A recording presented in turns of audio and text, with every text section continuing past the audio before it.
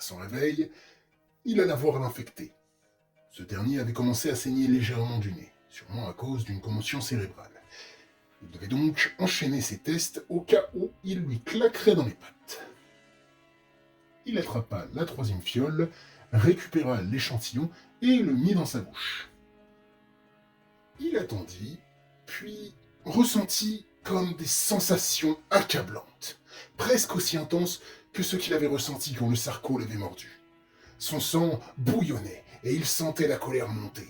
Mais pourquoi ressentait-il cette colère? Ses yeux se posèrent sur l'infecté, assis contre le mur, le regard vide. Sans savoir pourquoi, il avait envie de s'en prendre à lui.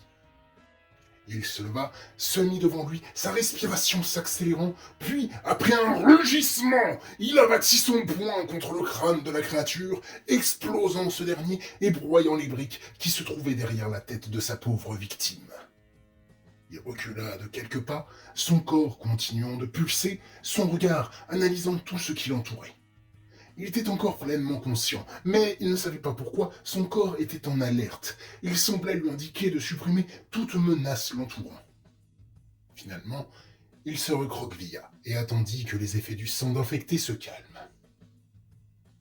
Quand les effets eurent disparu, il prit le temps de se poser, se demandant pourquoi le sang avait eu cet effet sur lui. Encore des questions à poser aux jumeaux.